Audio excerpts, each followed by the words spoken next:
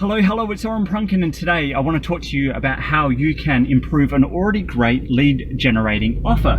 So I got a physical letter in the post quite recently, and the letter was from a real estate agent, and they were offering in this letter a free appraisal to either sell the property or to rent the property out. Now, it wasn't just me, it was to everyone within the area. It was a local real estate agent.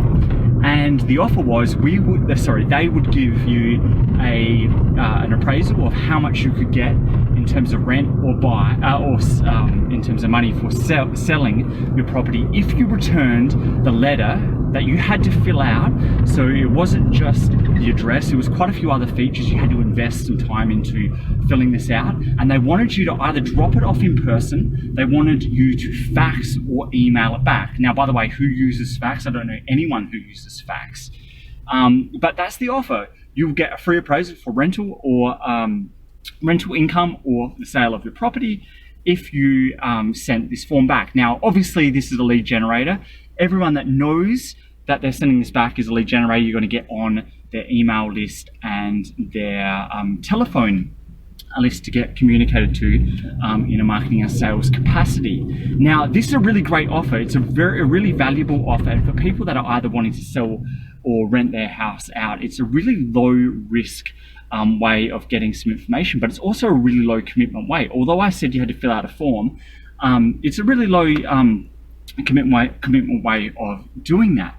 Now, how this real estate agent could have improved the offer, I think it's already an amazing offer to start with. The way I would improve it, the extra 10% that could make this just a phenomenal offer would be that I would make the prospect post it back. Now, the reason I would get someone to post it back is that they're already quite a qualified lead. Now, I don't know how real estate agents are getting leads currently. I suspect they're pretty effective at it, but sending this to the residential address of each of the properties within the area means that they're getting quite qualified. Either the owner of the property is an owner-occupier, or if they're not, it's going to go to a tenant in there. It's got a pretty high hit rate, and I suspect not all tenants are going to send that on to their landlord or their real estate agent or the owner, but some may. Let's say it's a 5 to 10% chance. So I'm not sure they would have done the research of how many owner-occupiers versus renters were in the area. So I think they're going to have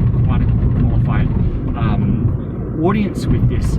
But the way I would do it would be make sure people would post it back, put a $1.10 stamp on it and post it back. That does quite a few things. First, it makes someone a more qualified buyer because they're going to put not just the effort in filling out that form in, they also have to pay some money, even if it's a small amount of money, because later on down the track to have a real estate agent either rent your property or sell your property on your behalf, you're going to have to pay. Even if it comes out of the rental income, you're going to have to pay it. So you're going to have to get used to it. So paying that small amount shows to that real estate agent that they are a more qualified buyer than just the qualification metrics and criteria I just gave you before about being owner-occupier versus a rental. The other thing that's really important is posting it back. Asking to post it back is very congruent with the way that the message was originally delivered. Notice how I said that they wanted you to either drop it back, email it, or fax it in. None of those are actually congruent with physical postal mail. They physically posted it back. So asking for a stamp, although it qualifies that person as a buyer, which is really important, further qualifies them, it is also congruent with the request. So you can get away with both because they are both consistent with each other. And I think that's a really important point.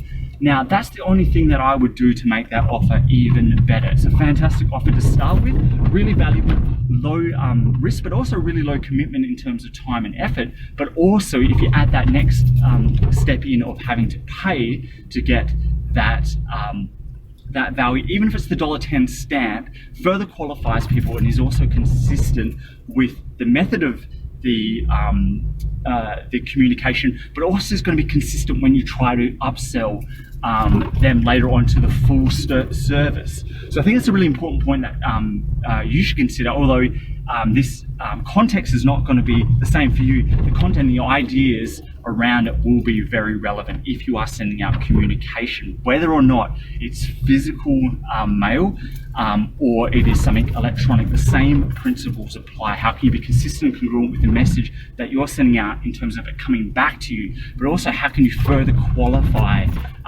prospects and turn them into a customer by using that kind of tripwire to convert them from non-payer to a payer, even if it is a small amount. They're higher quality prospects. So I'd love you to try this out with all of the upcoming communication you're doing in terms of marketing, but how you can convert that to a sale, a small sale as well. So like always, I'd love you to try this out. Let me know what your results are and how you go in all of your thoughts and comments with it. And until we talk next time, I hope you have a fantastic day and we'll talk soon. Goodbye.